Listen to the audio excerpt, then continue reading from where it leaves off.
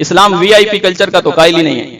وی آئی پی امیریں ذرا ان کو ذرا سائڈ سے نکال دو, ان کے لیے اور قانون بنا دو. امیروں کے لیے قانون الگ, غریبوں کے لیے قانون الگ, عوام کے لیے اور قانون, خواص کے لیے اور قانون, نگران کے لیے اور قانون, رعایا کے لیے کوئی اور قانون. ایسا نہیں. فرمایا بنی اسرائیل اسی لیے تباہ ہوئی. وہ بنو مخزومی عورت, قریش کا بڑا خاندان ہے, نامور ہے, عزت مند خاندان ہے, شریف خاندانوں میں نام ہے. اس کی ایک عورت نے چوری کر لی, فاطمہ اس کا نام ہے. رسول اللہ صلی اللہ علیہ وسلم نے ہاتھ کاٹنے کا حکم جاری کر دیا. لوگ آ گئے, اکٹھے ہو گئے, مشاورت ہو رہی ہے.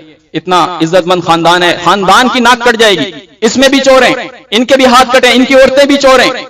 ہاتھ اگر کٹ جائے گا تو نام ختم ہو جائے گا قبیلے کا.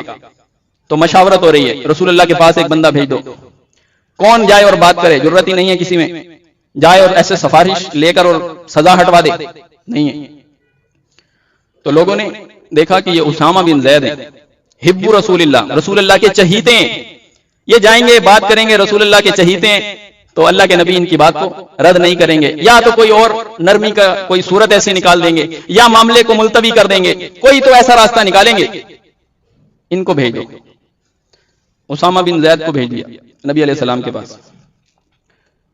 اسامہ بن زید آئے, انہوں نے ان لوگوں کو جو مدعا پیش کر رہے ہیں کہ اے اللہ کے نبی یہ عورت چور ہے, اس کی چوری ثابت ہو گئی, ہاتھ اس کے کاٹنے کا حکم جاری کریں. ادھر سے لوگ ہیں وہ کہتے ہیں نہیں چوری تو اس کی ثابت ہو گئی ہے, لیکن آپ کوئی رعایت کریں, امراء قریش ہیں.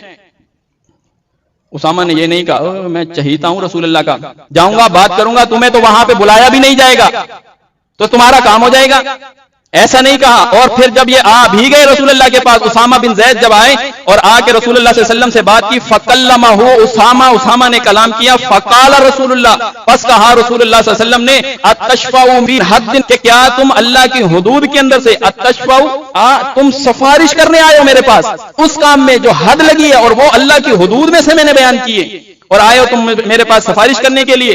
رسول اللہ صلی اللہ علیہ وسلم نے غصہ کیا. ثم قام, پھر رسول اللہ کھڑے ہو گئے. فاختتب, خطبہ جاری کیا, خطبہ پڑھا. ثم قال, پھر کہا, انما اهلك الذين قبلكم انهم كانوا اذا سرق فيهم شريف تركه, جب تم میں سے پچھلی امتوں میں سے کوئی شریف گروہ, کوئی باعزت گروہ, کوئی طاقتور گروہ, ان میں سے کوئی جرم کرتا تھا یا ان میں سے کوئی چوری کرتا تھا تو وہ اسے چھوڑ دیا کرتے تھے. اور فرمایا وَإِذَا سَرَقُوا فِيهِ الضَّعِيفُ, اور اگر ان میں سے چوری کرے کوئی کمزور, کوئی بغیر نام والا, کوئی بغیر حسب اور نسب والا, فرمایا فَأَقَامُوا عَلَيْهِ الْحَدُّ, اس پہ حد جاری کر دیا کرتے تھے. تو فرمایا اسی بنیاد کے اوپر پچھلی قوم بنی اسرائیل ہلاک ہو گئی. انہوں نے قانون الگ الگ بنائے تھے, امیروں کے قانون الگ تھے, غریبوں کے قانون الگ تھے. اور ان کو فرمایا تم تو ایمان کا دعویٰ کرنے والے ہو, تم تو صحیح طور پر تم تو سچی گواہی کے علمبردار بنے تھے, دعویٰ توحید کا کیسے ملا تمہیں؟ سچی گواہی دی تھی کہ کائنات میں اللہ کے سوا کوئی معبود نہیں ہے, کائنات کے اندر اللہ کی صفات کسی اور میں نہیں بانٹی جائیں گی, اللہ کے حقوق کسی اور کو نہیں دیے جائیں گے, اختیارات میں اللہ کے کوئی بھی شریک نہیں ہے. اسی گواہی کی بنیاد پہ تو تمہیں علیحدگی ملی تھی, اسی بنیاد پہ تو تمہیں امتیاز ملا تھا. اب کیا چیز تمہارے آڑے آئی ہے اور تم انصاف نہیں کرتے, تم گواہی سچی نہیں دیتے, کیوں؟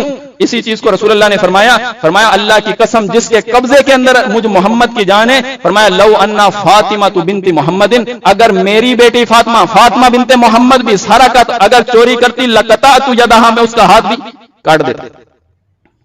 تم میرے پاس آئے ہو کہ اے اللہ کے نبی آپ اس کی سفارش کو قبول کر لیں, اس کے لیے رعایت کر دیں, معاملے کو ملتوی کر دیں.